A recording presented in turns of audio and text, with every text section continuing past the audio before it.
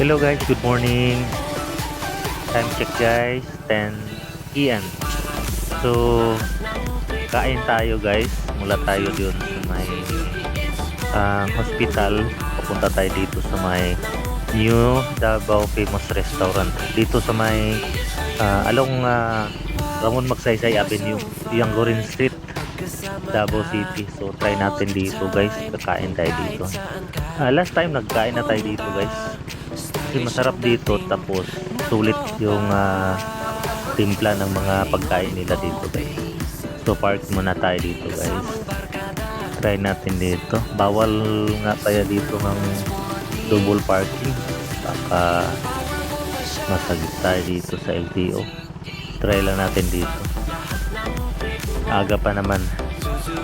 So guys, pasok tayo dito guys.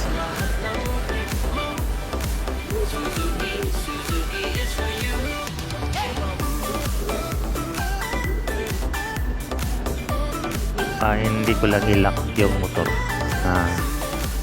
Baka madali lang siyang ilipat kung may gusto maglipat. So guys, pasok na tayo guys. Parang gutom na yung partner ko guys. Kasi galing fasting, and then dalawang gabi na nagpasting kami guys. So pasok tayo dito. Yan masarap. Tingnan yung area guys. Yan ang kagandahan. Ang gusto ko talaga dito, babalik magkain kasi tingnan mo yung area. Sarap. Masarap ang pagkain pag ganito. So guys, ito.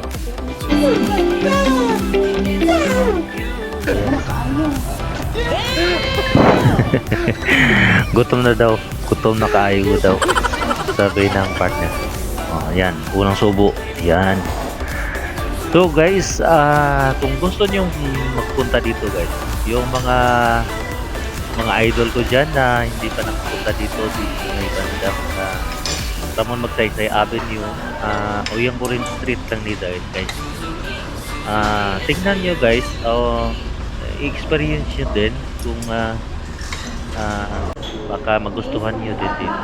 Okay guys, ayan, busog na sila guys. Yan so punta lang kayo dito guys. Yung taga Davao o hindi man yung taga Davao, magpunta kayo dito guys. Masarap dito guys. Yan.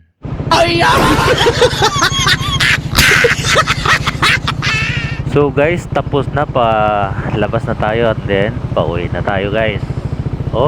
Di pa pala. Babalik kami guys sa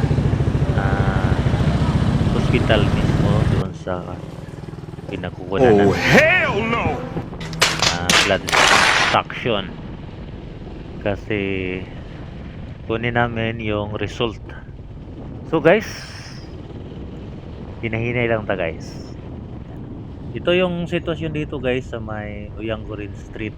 Tignan, hindi pa gaanong ka-traffic. Yan. Tapos tignan nyo guys yung nasa unahan. Yan ang Euro Tower. So nice. May ibang tawag ko dyan, Vivaldi Residence. Yan guys. And the center na yan sa may gilid lang yan sa may Mas Avenue. Napakataas na building guys. So guys, thank you so much sa pagtangkilik. Love ko guys. Thank you so much sa ulitin. Just follow guys. Take care always.